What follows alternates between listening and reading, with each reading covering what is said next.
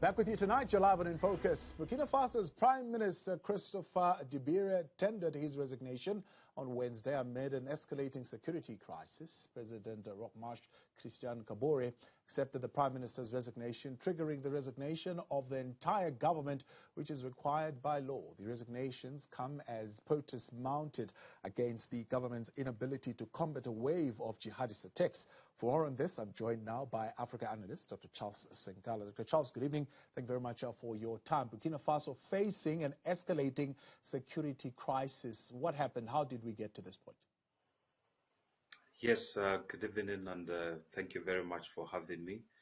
It is a story for Africa which is not very different. But the question is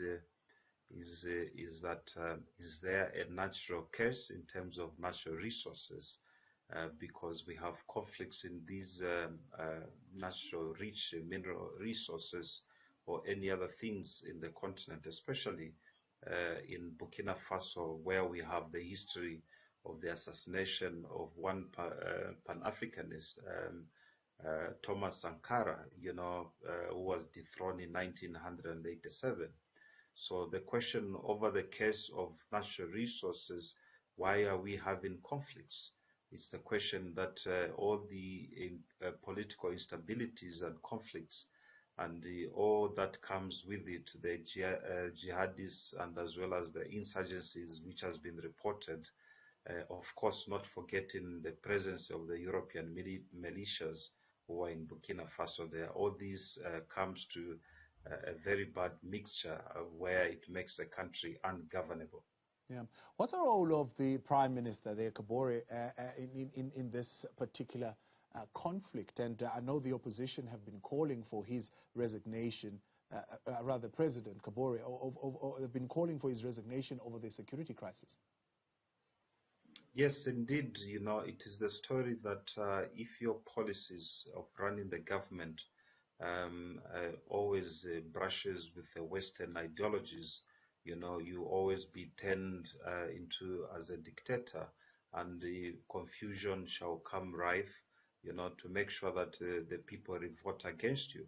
We can see how his predecessor, stayed in power after killing Thomas Sankara, who was his friend in arms, and he ruled that country for more than 27 years.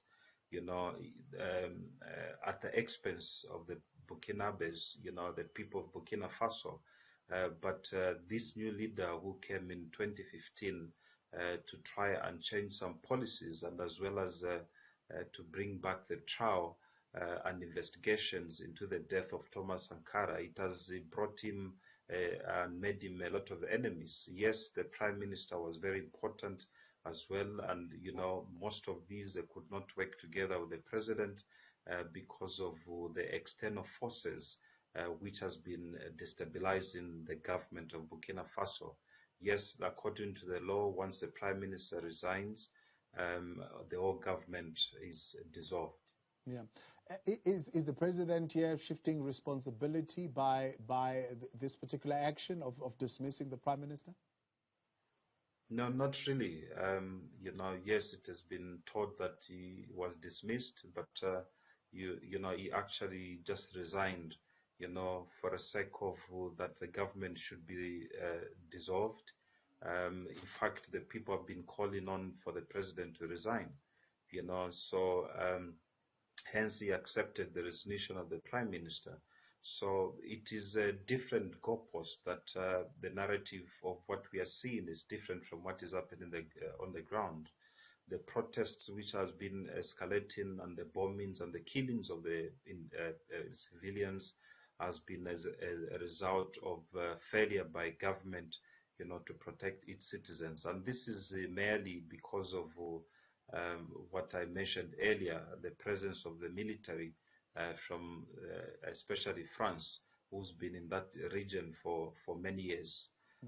We talked about as well the mineral rich resources in that Sahel, western part of Africa.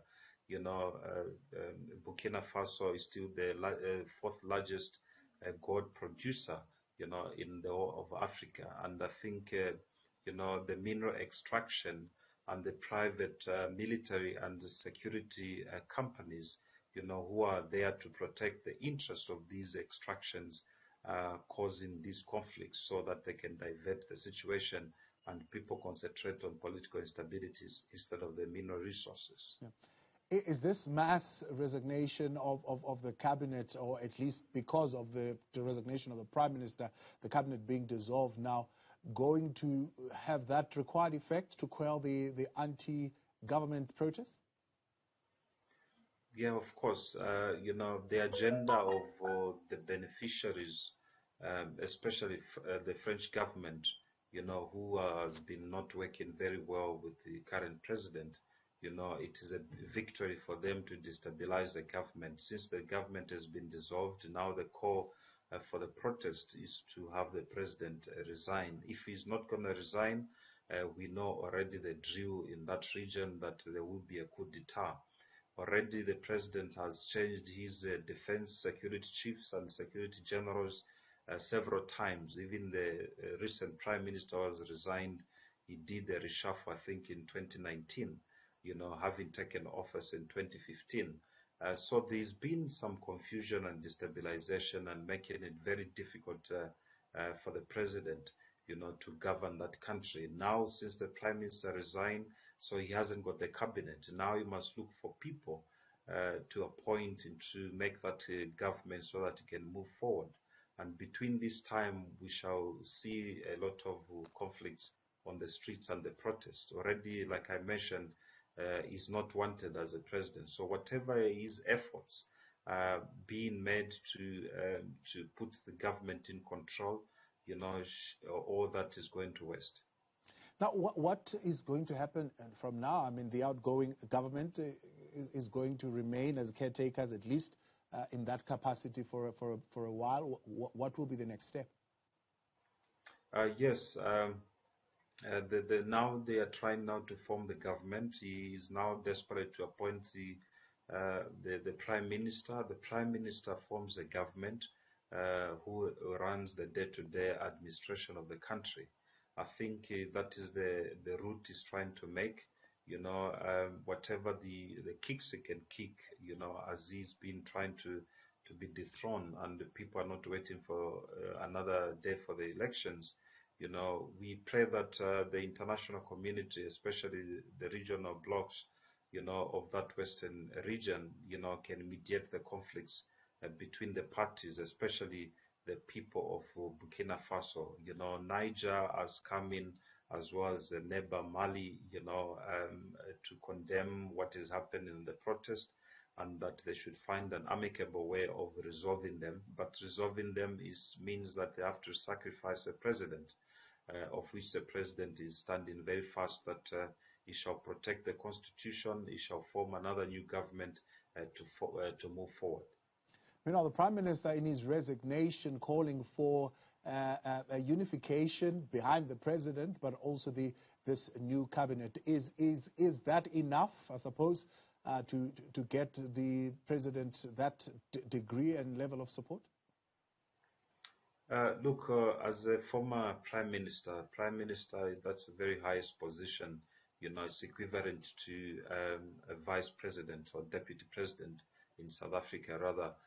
So it cannot be so careless, to mention that the reason I've resigned is ABCD, that to escalate and fuel just violence in the country at the cost of civilians.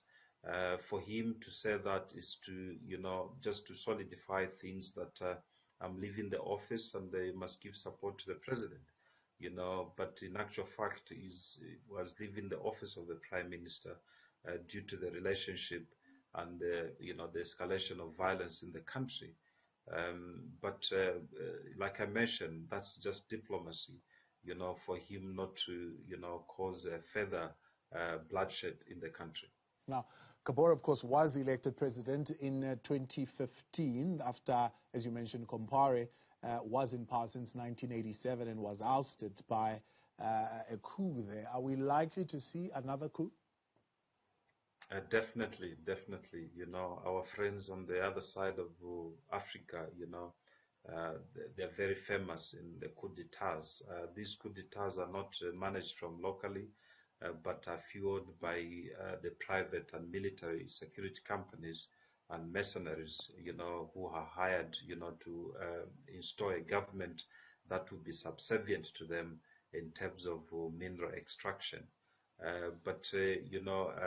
Now the world now is condemning these coup d'etats which are happening, especially the ones in Mali and the surrounding region.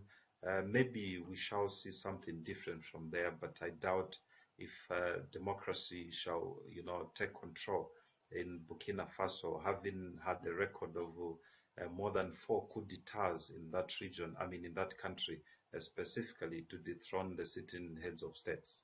Now, pulling out of just Burkina Faso itself and looking at the entire Sahel region, there have been calls for better coordination between the African and international partners. What would that look like, and would something of that nature be possible?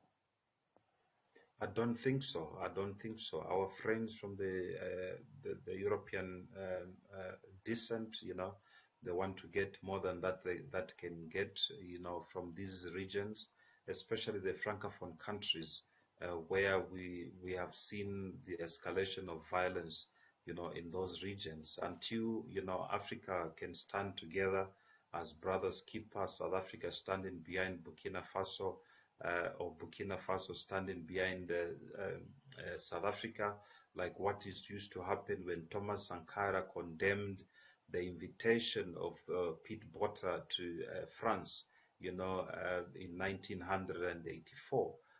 That how can you invite such a leader who's, been condemned internationally, for forming up the apartheid government, but if that does not work well, we remain in isolation as African states. We shall see the escalation of these violence and conflicts at the expense of citizens. And now they have to condemn, like it's the jihadists or the insurgencies who are mushrooming. These organizations are being funded by those who have interest in those regions. So can an Africa-only led effort be able to stamp out extremism without the international support? Of course, Africa, we do not need help from outside. Please, then, if they're listening to us, they must stop helping us, because the help we've had in the last 60 years has resulted in bloodshed rather than us solidifying ourselves as Africans. And, within us as Africans, we've got traitors who are giving information. That's why you see we are more divided than united, as compared to the frontline states which we had before, the likes of the Kaunda, Kwame Nkrumah, as well as those who came before this generation which is running, who had only one story for the unity of Africa. If one country condemns the international community's involvement in the affairs of Africa, the rest of the African continent, the country's member states will condemn it. But what is happening now is all African states are in isolation. We can see what is happening in Sudan and Ethiopia, where we receive military equipment by donation, and anybody can donate that military legaria. And if one is found to have involved or criminal activities with that legaria, they condemn that country. You see now Ethiopia and Sudan, they are fighting with fists because of condemnation, not forgetting that there has been a traitor who has come from outside to destabilize the peace and security that we have enjoyed in Africa. Dr. Charles Sinkala, appreciate your time. Thank you very much for joining us. That is Africa Analyst there, Dr. Charles Sinkala. When we continue